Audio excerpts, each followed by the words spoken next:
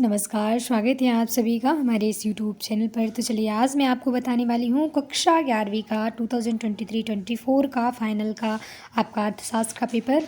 तो हम आपको बता दें स्टूडेंट्स, हम मोस्ट आईएमपी क्वेश्चंस पेपर लेकर के आए हैं। आपको हमारे साथ उसको लगाना होगा, अच्छे से रीड करना होगा। और स्टूडेंट्स से हम निवेदन करते हैं कि आप लोग हमें हमेशा पॉजिटिव वे में ही कमेंट करें, नेगेटिव नहीं करें, ठीक है। क्योंकि हमने आपको कमेंट केवल क्वेश्चन पूछने के लिए ही रखे हैं, ओपन करके रखे हैं, वरना हम इसको ऑफ कर देंगे। तो आप हमें कमेंट करें, क्वेश्चन पूछ सकते हैं, हम उनका आंसर देने का प्रयास भी करेंगे। और जो कुछ हमसे आपसे मदद करते बन रही है, तो बस हम आपको कुछ मदद कर रहे हैं, तो आपके ताकि आप एग्ज़ाम में कुछ अच्छा कर सकें, कुछ अच्छा अचीव कर सकें। तो चलिए स्टूडेंट्स, बिना टाइम वेस्ट किए पेपर को लगाना स्टार्ट करते हैं। और जो भी विद्यार्थी हमारे चैनल पर नए हों, चैनल को सब्सक्राइब, वीडियो को लाइक अवश्य कर लें। और आप यहाँ देख सकते हैं, फटाफट हम क्वेश्चंस को सॉल्व करते हैं। तो इसकी जो विद्यार्थी पीडीएफ चाहता है, वो हमारे टेलीग्राम चैनल पर ज्वाइन करके वहाँ से इसकी पीडीएफ डाउनलोड कर सकता है, एक बार इस पेपर को रीड कर सकता है। और आप रीड करने के बाद एक एक क्वेश्चंस को अच्छे से पढ़ सकते हैं। और जहाँ भी डाउट हो तो आप हमसे कमेंट करके कमेंट बॉक्स में अवश्य पूछ सकते हैं। तो चलिए बिना टाइम वेस्ट किए पेपर को लगाना स्टार्ट करते हैं। पहला है सही विकल्प चुनकर लिखना है, जो आपके लिए 6 नंबर के रहेंगे। प्रत्येक क्वेश्चन आपके लिए 1 नंबर का रहता है, ठीक है। तो पहला है सभी उत्पादक गतिविधियों का आधार है।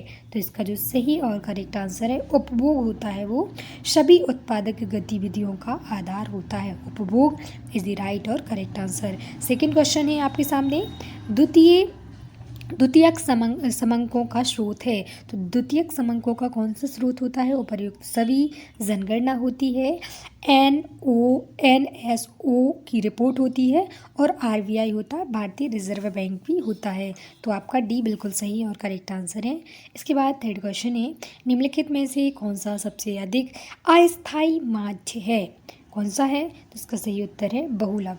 बहुलक एक अस्थायी माध्य होता है। बहुलक इज द राइट और करेक्ट आंसर। फिर फोर्थ क्वेश्चन की ओर लेके हम आपको फोर्थ क्वेश्चन की ओर लेके चलते हैं। आप यहाँ देख सकते हैं, भारत के आर्थिक विकास के लिए कौन सी अर्थव्यवस्था को अपनाया गया है? तो इसका जो सही और करेक्ट उत्तर है, सी सही है, समाजवाद। समाजवाद को हमने अपनाया है, इसका सही उत्तर है सी। फिर इसके बाद बात करते हैं फिफ्थ की। तो आर्थिक विकास का सूचक कौन है? आर्थिक विकास का जो सूचक है, राष्ट्रीय आय व प्रति व्यक्ति आय। राष्ट्रीय आय और प्रति व्यक्ति आय इज द राइट और करेक्ट आंसर। फिर उसके बाद बात करते हैं चीन में युवा साक्षरता दर। तो चीन में युवा साक्षरता दर कितनी? 100%, 100% लोग हैं चीन में साक्षर हैं, ठीक है। फिर बात करते हैं सेकंड की। तो रिक्त स्थान की पूर्ति करना है, जो आपके लिए 6 नंबर के रहेंगे। प्रति क्वेश्चन आपके लिए 1 नंबर का है। तो पहला क्वेश्चन आपके सामने है, सांख्यिकीय खालिस्तान एवं संभावनाओं का विज्ञान है। तो अनुमान, ठीक है, अनुमानों का विज्ञान है। अनुमानों इज द राइट और करेक्ट आंसर, ठीक है। अब बात करते हैं सेकंड है, एक अच्छा न्याय दर्शक जो होता है हमेशा खालिस्तान आधारित होना चाहिए। तो कैसा होना चाहिए? देव निर्देशन, ठीक है, देव जो है निर्देशन होना चाहिए। देव निर्देशन इज द राइट और करेक्ट आंसर। इसके बाद बात करते हैं थर्ड की, 3 माध्य, जो माध्य का और 2 माध्य बराबर क्या होता है? तो बहुलक होता है। क्या होता है? बहुलक, ठीक है, बहुलक बिल्कुल आपका सही और करेक्ट आंसर है। इसके बाद हम आपको लेके चलते हैं फोर्थ क्वेश्चन पर। तो प्रमाप विचलन का विचार खालिस्तान ने दिया था। तो प्रमाप विचलन का विचार कार्ल पियर्सन ने दिया था, ठीक है। कार्ल पियर्सन ने विचलन जो है माप का विचार दिया था। फिर इसके बाद बात करते हैं पाँचवीं की। तो भारत में नई आर्थिक नीति खालिस्तान से प्रारंभ की गई है। तो जुलाई, ठीक है, जुलाई 1991 से हमारे इंडिया में नई आर्थिक नीति को हमने प्रारंभ किया था। तो ये बिल्कुल सही और करेक्ट आंसर है। इसके बाद अंतिम क्वेश्चन है, मानव विकास सूचकांक को खालिस्तान ने तैयार किया था। तो मानव विकास सूचकांक को महमूद अल हक ने, ठीक है, महमूद उल हक ने, ठीक है, अल हक ने इसे क्या किया था? तैयार किया था। इसके बाद हम आपको लेके चलते हैं अब सही जोड़ी पर। आपको कॉलम ए सी कॉलम बी को मैच करना है, जो आपके लिए 6 नंबर की है। प्रत्येक जोड़ी आपके लिए 1 नंबर की है। पहली है जो संगणना नीति, तो संगणना नीति की सही जोड़ी आप यहाँ देख सकते हैं, खर्चीली नीति है। खर्चीली इज़ द राइट और करेक्ट आंसर। फिर सेकंड है जो वुइस्टिक जो है, इसकी सही और करेक्ट जोड़ी है चाप विश्लेषण तालिका। ठीक है। निम्न स्तरीय सह संबंध क्या है, तो निम्न स्तरीय सह संबंध की जो सही और करेक्ट जोड़ी है, आप यहाँ इसकी सही जोड़ी मैच कर सकते हैं का। ठीक है।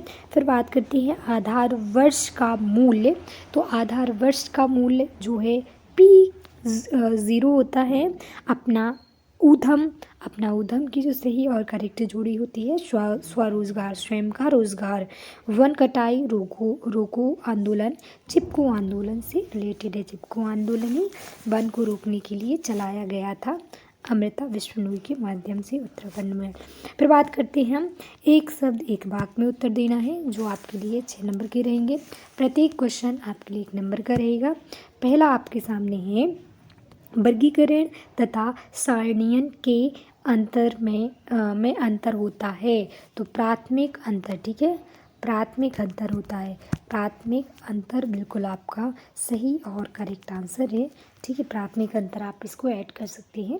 फिर बात करते हैं सेकंड का, तो माध्य का बीजगणितीय विवेचन संभव नहीं है।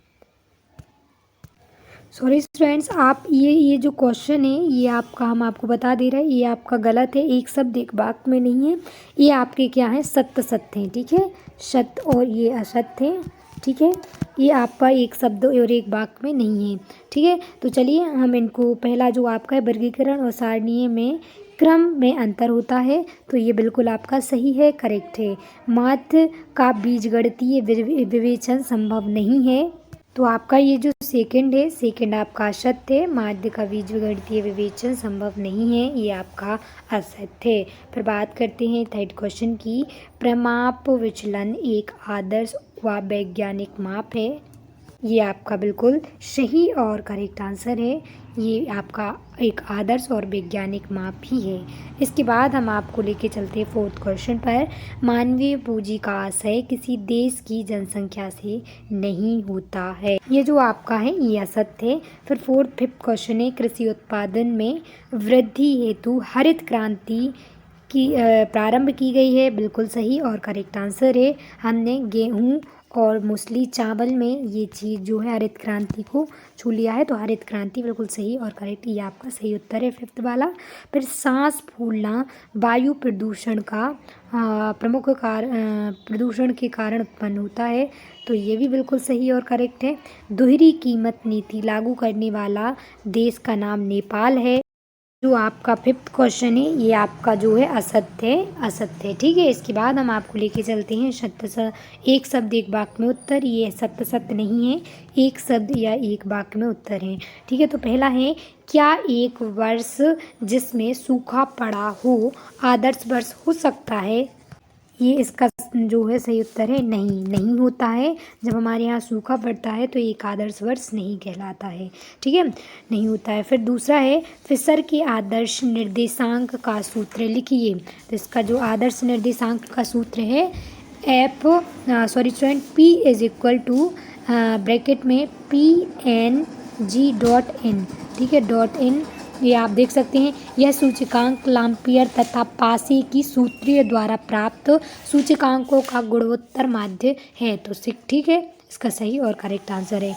इसके बाद हम बात करते हैं थर्ड क्वेश्चन की, कृषि क्रियाएं किस क्षेत्र से संबंधित हैं, तो ये किस क्षेत्र से, प्राथमिक क्षेत्र, जो कृषि है और पशुपालन है ये दोनों प्राथमिक क्षेत्र से रिलेटेड हैं, माने जाते हैं। इसके बाद जो है मनरेगा अधिनियम कब लागू किया गया था, तो जो मनरेगा अधिनियम है इसका सही और करेक्ट आंसर आप यहाँ लिख सकते हैं, 2009 में मनरेगा जो है अधिनियम लागू किया गया था।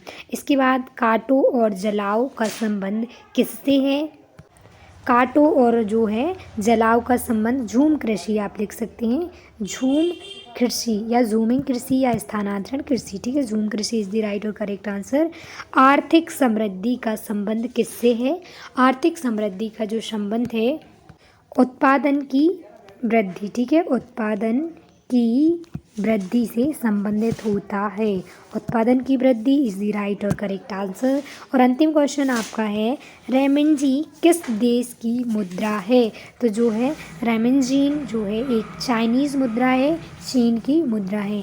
इस प्रकार स्टूडेंट्स हमने सारे क्वेश्चन और आंसर आपको प्रोवाइड कर दिए हैं। प्रश्न क्रमांक 6 से 23 तक के उत्तर हम आपको नेक्स्ट वीडियो में उपलब्ध कराएंगे और इसकी PDF हम आपको हमारे टेलीग्राम चैनल पर उपलब्ध करा देते हैं, तो वहाँ जाकर के आप इसको एक बार रीड कर सकते हैं। इस प्रकार स्टूडेंट्स हमारी वीडियो पसंद आए तो वीडियो को लाइक, चैनल को सब्सक्राइब करना ना भूलें। थैंक यू सो मच, धन्यवाद। आपका एग्जाम के लिए बेस्ट ऑफ लक, धन्यवाद।